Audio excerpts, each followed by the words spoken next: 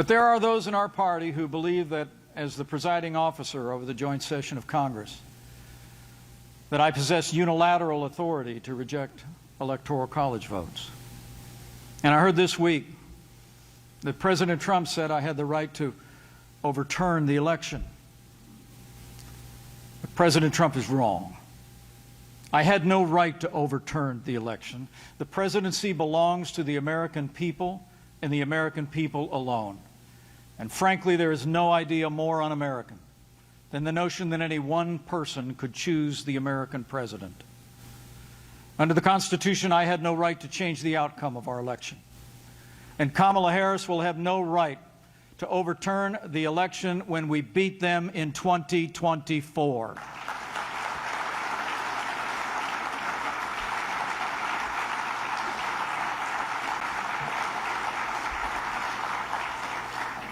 Look, I understand the disappointment many feel about the last election.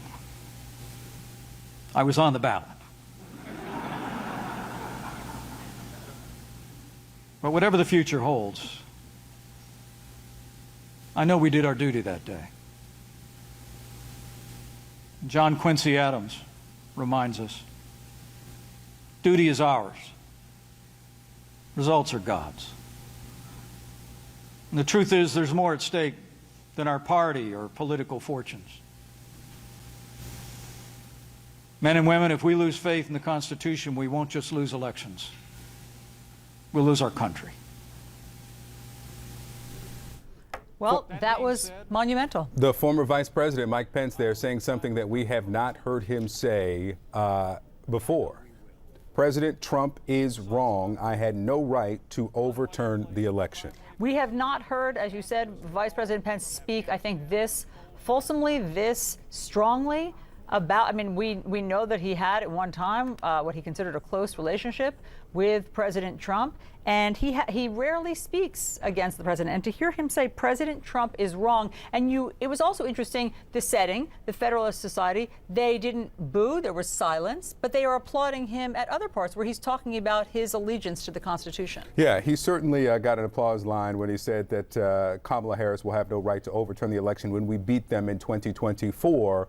But I'd love to know some color inside the room, what the reaction was when they heard that from the former vice president. Let's bring in now CNN chief political analyst Gloria Borger, Bill Kristol, editor-at-large of The Bulwark.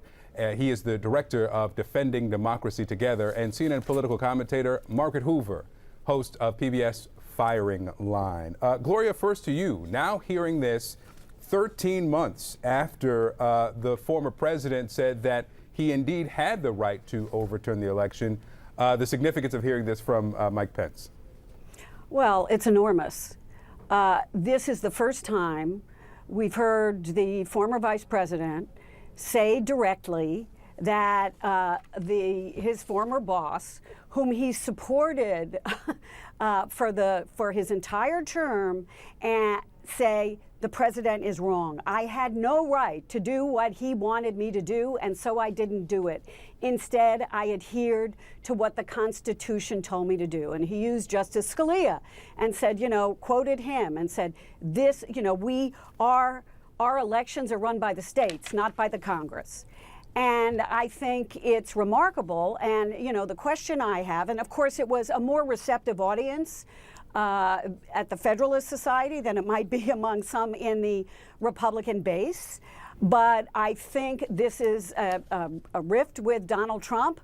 It is now broken. It is not going to be repaired. He has decided to go his own way.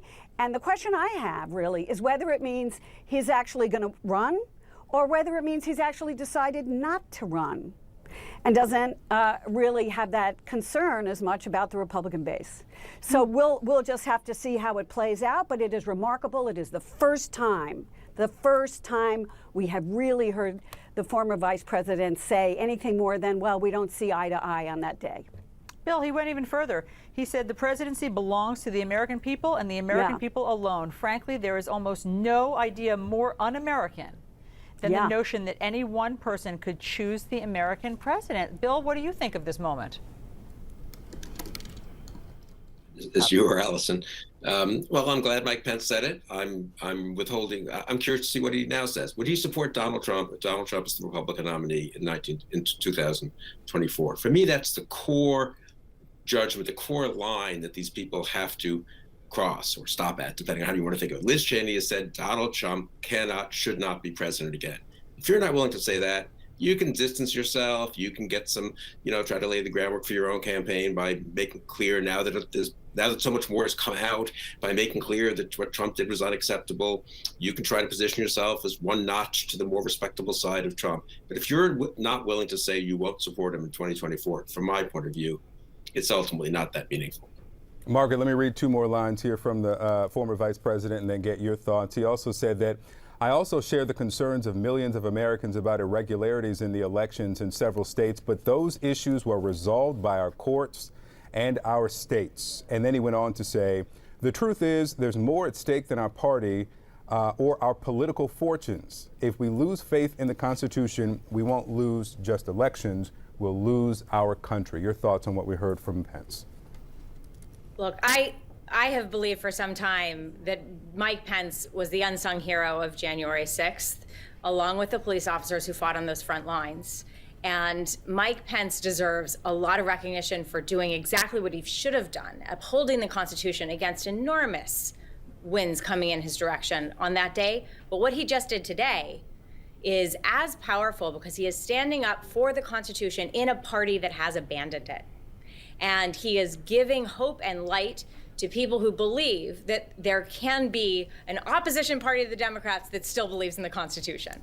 And what Mike Pence is doing here, I think, is drawing a line in the sand, saying, Trump, you're on one side, and I'm on the other. And that has enormous consequences, both for the country. It's enormously important that the former vice president says that about January 6th, enormously important. But it also has personal political consequences for a man who has always wanted to be president and by all accounts continues to aspire to the presidency in 2024. Bill Kristol's right. He has to say Donald Trump deserves to be nowhere near the presidency, but he has essentially just drawn a line in the sand and put himself opposed to Donald Trump, which is, as we all know, exactly where the base of the Republican Party is. They are with Trump. They are not with what Mike Pence just said. They disagree with Mike Pence. So what does that mean for the future of the Republican Party? Yeah, go ahead, Gloria. And what does it mean? And what does it mean for Mike Pence's political future? And that's why I say maybe he's thinking about not running. Who knows? But just think of the context in which this occurred today, in which we had the Republican National Committee vote to censure Liz Cheney and Adam Kinzinger, and said that what occurred on January 6th was legitimate political discourse, although they tried to walk that back and say that the people who were protesting peacefully were the ones who were doing legitimate political discourse. But they did vote to censure the two people who effectively support what Mike Pence just said today to the Federalist Society. So I think Bill is right. I think, you want to take this a step further, but I do think that this is hugely important because Mike Pence has just gotten a divorce from Donald Trump. I mean, Trump has been at him for the last few weeks, saying the January 6th committee should investigate the former vice president. And I think Pence, uncharacteristically, I might add, gave it right back to him today and said, no, I follow the Constitution. You're wrong, I'm right.